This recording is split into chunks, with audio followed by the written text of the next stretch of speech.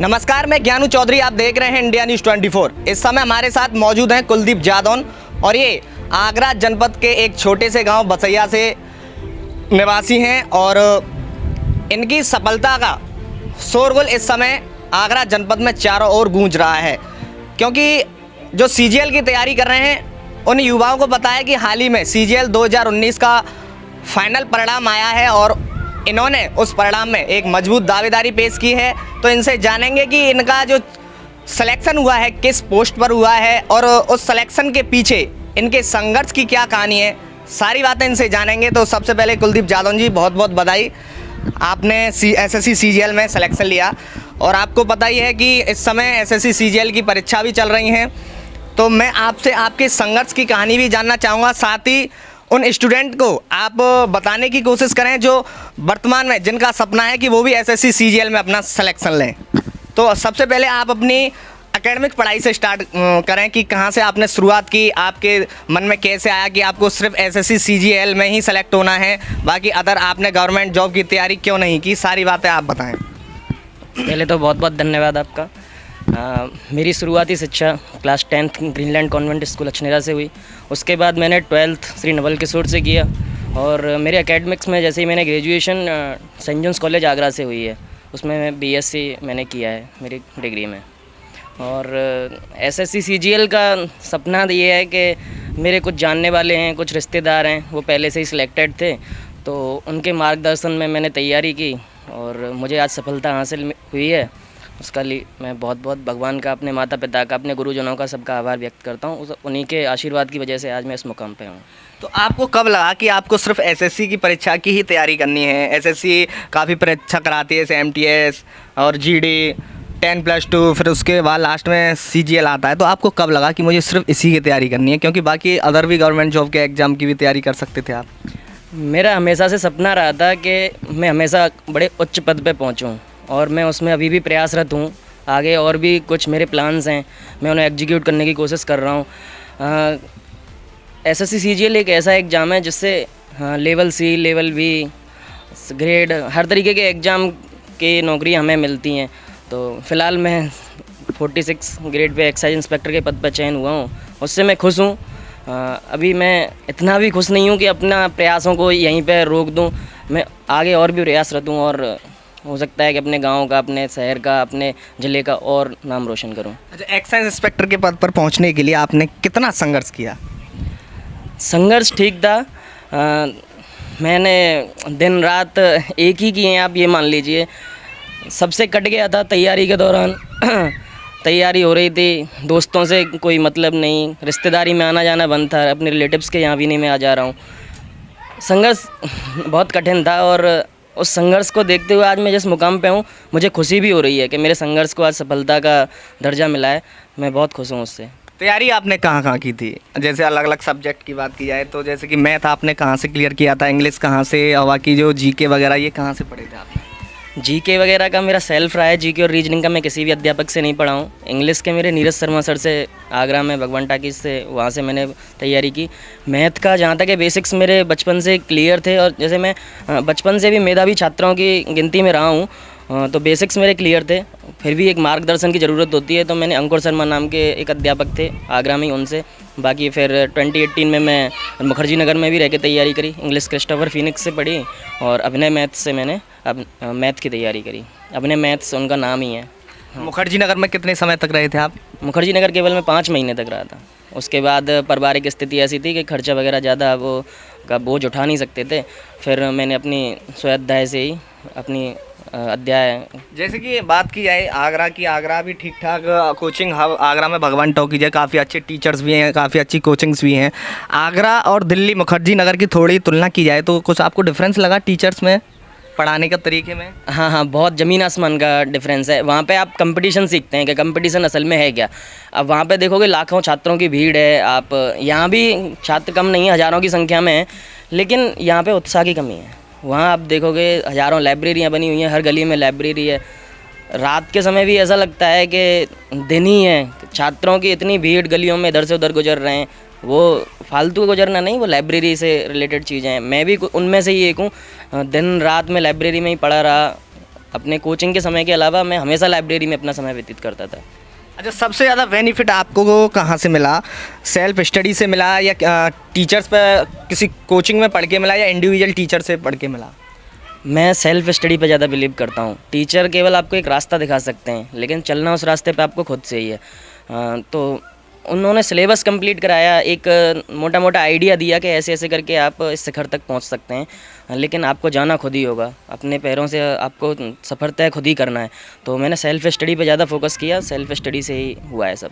सबसे पहले आपने CGL की परीक्षा किस वर्ष में दी थी? 2018 SSC CGL में मैंने अपनी पहला प्रयास दिया था। उसमें मैं जूनियर अकाउंटेंट के पद पर सिलेक्ट हुआ था। फ़िलहाल मैं विजयवाड़ा में डिपार्टमेंट ऑफ पोस्ट में सेवारत हूँ। और फिर उसके बाद 2019 SSC CGL में मेरा ये सेकंड अटैम्प्ट था। इसमें आपको जैसा आपने बताया एक्साइज इंस्पेक्टर के पद पे मेरा चयन हुआ है। उससे पहले मैं सबसे पहले रेलवे टेक्नीशियन 2018 की वो भर्ती थी, उसमें मैं टेक्नीशियन के पद पे हुआ था मेरा सिलेक्शन उसमें। तो ज्वाइनिंग ली आपने उसमें? हाँ, मैंने ज्वाइनिंग ली थी। मैंने 11 महीने उसमें काम किया उन्नाव स्टेशन पर रह के। कुछ ये भी देखा कि हाँ, छोटी नौकरी करने का एक वहाँ से भी मुझे आइडिया मिला कि मेरी क्वालिफ़िकेशन के हिसाब से ये ठीक नहीं है, मुझे और कुछ करना चाहिए। जितनी मेरी क्वालिफ़िकेशन है ये मुझे नहीं लगता कि मैं इसके लायक हूँ, मैं उससे और ऊंचे पद पर जाने के लायक हूँ। मैंने अपने कैलिबर पे यकीन किया, अपने आप पे यकीन किया, भगवान का आशीर्वाद रहा, गुरुजनों का आशीर्वाद रहा, माता पिता का आशीर्वाद रहा और मैं चयन हुआ इसमें। आपने बताया कि LP में आपने ज्वाइनिंग लेके 11 महीने आपने जॉब भी की, तो क्या पॉसिबल है किसी छोटी पोस्ट पर जॉब करके आप बड़ी पोस्ट के लिए तैयारी करना? समय मिल जाता है क्या? हाँ जी, बिल्कुल पॉसिबल। अगर आपके अंदर एक उत्साह है, अगर अलग से मोटिवेशन, केवल यही रहता है, आपको सब देखना होता है कि मुझे दिमाग में एक एम पहले से ही क्लियर होता है, क्रिस्टल क्लियर होता है कि हाँ मुझे यहाँ तक पहुँचना है, तो कितनी भी बाधा आएँ आप वो पार करते चले जाओगे, मुझे तो यही लगता है। और मैं रेलवे का बताऊँ आपको, रेलवे में बहुत सारी कठिनाई परेशानी मैंने झेली हैं। ट्रैक पे चलना होता था मुझे दिन रात, उसमें कुछ भी नहीं होता। अगर रात के समय आपको 12 बजे भी बुला लिया तो आपको जाना पड़ेगा, दोपहर को 12 बजे बुला लिया तो आपको जाना पड़ेगा। तो हर तरीके से के संघर्ष से गुजरते हुए मैंने अपनी स्टडी को कंटिन्यू रखा और सेल्फ स्टडी मैंने की, जैसे मैंने आपको बताया, और मैं आज यहाँ हूँ। अभी 2021 वाले CGL की परीक्षाएं भी चल रही हैं, Tier 1 के एग्ज़ाम 11 अप्रैल से स्टार्ट हो गए हैं। इस बार आपने दिया है? हाँ जी, मैंने दिया है। किस डेट में था आपका? 13 अप्रैल को मेरा एग्ज़ाम था। कैसा हुआ एग्ज़ाम इस बार? ठीक ठाक हुआ है। दिमाग में यही चल रहा है कि अब तो जॉब मिल ही गई, और फिर भी मैं सेटिस्फाइड हूँ कहीं तक, क्योंकि मेरा सपना ही ये था कि मैं GST या एक्साइज इंस्पेक्टर बनूँ। अब एग्ज़ाम ठीक ठाक गया है, देखते हैं, लेट्स सी क्या होता है। तो ओवरऑल आपके 3 अटैम्प्ट हो गए SSC CGL में, क्या बदलाव दिखा आपको? पहली बार दिया था तब, सेकंड बार दिया था तब, अब थर्ड टाइम दे के आए हो, कुछ बदलाव दिखा है सिलेबस में या पैटर्न में या लेवल में, एग्ज़ाम के लेवल में? हाँ, थोड़ा सा बदलाव है। 2018 की जो मेरी परीक्षा थी उसमें कैलकुलेशन का थोड़ा खेल था, थोड़ी मिनिमम लो कैलकुलेशन थी। लेकिन अब जो 2020 वाला एग्ज़ाम हुआ है, 21 वाले एग्ज़ाम हो रहे हैं, कैलकुलेशन का खेल बहुत तगड़ा है। कैलकुलेशन इस छात्रों को अपनी स्ट्रॉन्ग करनी पड़ेगी। बिना कैलकुलेशन के मुझे नहीं लगता कि ये संभव है। समय बहुत कम है, 25 क्वेश्चन है, हर टोटल ओवरऑल एग्ज़ाम के 100 क्वेश्चन है, लेकिन मैथ के 25 क्वेश्चन को कैलकुलेशन को देखते हुए समय कम ही पड़ जाता है। मैंने नोटिस किया है, क्योंकि मैं पर डे रिव्यू कर रहा हूँ एग्ज़ाम सेंटर पे जाके, प्रत्येक शिफ्ट का रिव्यू। मोस्टली इस बार जो फ्रेशर हैं, यानी कि जो CGL में फ़र्स्ट टाइम शामिल हो रहे हैं, 60 मिनट में 100 क्वेश्चन कैसे करने वो मैनेज नहीं कर पा रहे हैं। उन अभ्यर्थियों के लिए क्या कहना चाहोगे? मेरा सीधा फंडा ये रहा है कि मेरी स्ट्रेटजी क्लियर थी एकदम। मैं सबसे पहले अपना इंग्लिश क्लियर करता, इंग्लिश सेक्शन मैंने लगभग 5 से 6 मिनट में मैं क्लियर कर देता हूँ। उसके बाद फिर मेरा होता है GS को लेके। GS में आने लगभग आपके 4 मिनट या 3 मिनट 5 मिनट तक हो जाता है, मैक्सिमम 5 मिनट्स। उसके बाद फिर मेरा मैथ्स का होता है, रीजनिंग का होता है। मुझे पूरा टाइम मिलता है, आप लगभग 45 मिनट्स मैथ और रीजनिंग का 50 क्वेश्चन को करने के लिए हो जाता है। ऐसा कोई दिक्कत नहीं है, लेकिन अगर मेहनत करें तो हो जाएगा। उन अभ्यर्थियों के लिए क्या कहना चाहोगे जिनसे 60 मिनट में 100 क्वेश्चन नहीं हो पा रहे हैं, लेकिन उनकी भी एक जिद है कि वो भी SSC CGL के Tier 1 क्लियर करें, मेंस में पहुँचें, फिर उसके बाद सिलेक्शन लें? उन अभ्यर्थियों के लिए क्या कहना चाहोगे? आप अपना करते हो, आपने बता दिया, लेकिन वो अभ्यर्थी कैसे करें?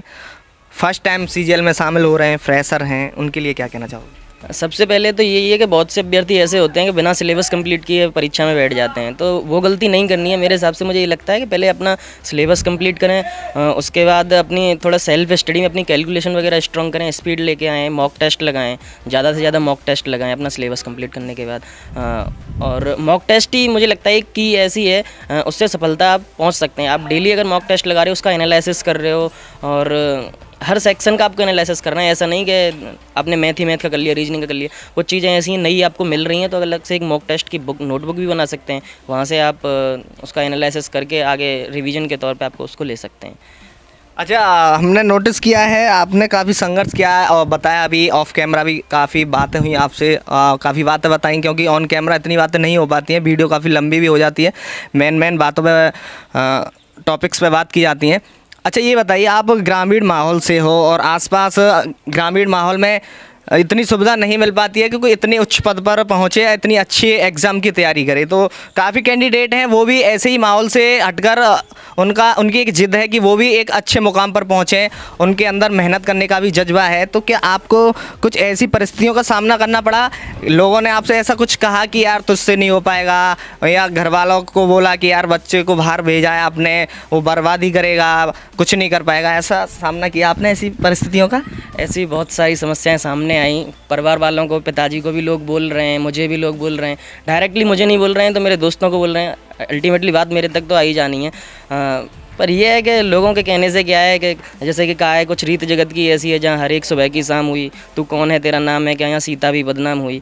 तो लोगों का काम तो कहना है, वो तो कहेंगे, तो आपको अपने एम पे टारगेट करना है, आपको भटकना नहीं है। बस ये है कि दिमाग में एक लक्ष्य है, उसकी तरफ बढ़ते रहें बस। आपने खामोशी के साथ मेहनत की, लेकिन आपकी सफलता ने शोर मचा दिया। उन अभ्यर्थियों के लिए क्या कहना चाहोगे जिन्हें लगता है कि नहीं कुछ नहीं हो पाएगा, एसएससी सीजीएल बहुत टफ है, इससे अच्छा तो हम और अदर एग्जाम की तैयारी करें? जुनून होता है, लेकिन फर्स्ट अटैम्प्ट देते हैं, सफलता नहीं मिल पाती है, सेकंड अटैम्प्ट देते हैं, फिर थोड़े से अंक से चूक जाते हैं, फिर वो उनकी एक कोशिश होती है, वो नाकाम हो जाती है, वो अपने आप को कमज़ोर समझने लगते हैं और आगे की तैयारी करना छोड़ देते हैं या अपना रास्ता चेंज कर देते हैं। उनके लिए क्या कहना चाहोगे?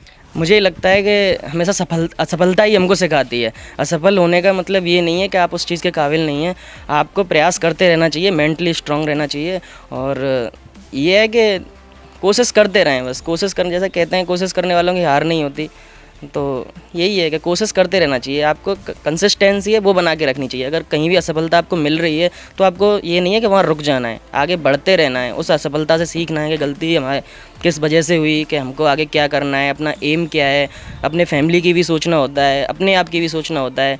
जैसा आपने बोला अभी कि लोग ताने वगैरह और हर चीज़, इवन रिलेटिव्स भी, मैं बताऊं, रिलेटिव्स भी ऐसा बोलते हैं कि वो एक मोटिवेशन का काम करते हैं। मुझे आज तक ऐसा नहीं लगा कि मेरे पड़ोसी, मेरे जानने वाले, मेरे दोस्त या मेरे जितने भी आलोचक हैं कुछ मेरे बारे में ऐसा बोल के मुझे नीचा करने की कोशिश कर रहे हैं। नहीं, मैंने हमेशा ये सोचा कि ये मुझे मोटिवेट करने का काम कर रहे हैं, मैंने उसे पॉजिटिवली लिया और जैसा कि आप देख ही रहे हैं मैं आज जहाँ पहुँचा हूँ सब उन्हीं की वजह से है, सब उनका ही मोटिवेशन का काम है। अच्छा जी, लास्ट सवाल आपसे, जैसे कि आप मोस्टली घर से बाहर रहकर आपने पढ़ाई की है, तो पढ़ाई के दौरान एकेडमिक पढ़ाई के बाद जैसे कि आपने ग्रेजुएशन की बीएससी के साथ, उसके बाद आपने कंपटीशन की तैयारी की, पहली बार सीजीएल में 2018 में आप शामिल हुए, उसके बाद 2018 का दिया, उसमें सफलता प्राप्त की, 2019 का दिया, उसका रिजल्ट आया, उसमें आपने सफलता प्राप्त की, अभी 2021 में दे के आए हो। कितने अटैम्प्ट किए थे? इसमें मेरा 78 अटैम्प्ट रहा है। जहाँ तक है मेरे हिसाब से एक्यूरेसी मेरी 100% है। एक दो क्वेश्चन का ऊपर नीचे होगा तो उसका कह नहीं सकता, लेकिन एक्यूरेसी मेरी 100%। फिर भी 78 काफ़ी किए, क्योंकि हम भी रिव्यू कर रहे हैं तो मोस्टली कैंडिडेट नहीं पहुंच पा रहे हैं 78 पर। तो इस दौरान कभी आपको ऐसा लगा है यार क्या कहाँ फंस गया मैं और मुझसे नहीं हो पाया? कभी ऐसा आपके अंदर से ऐसा लगा कि यार नहीं मुझ पर नहीं हो पाएगा, कुछ ऐसे डिमोटिवेट हुए खुद से?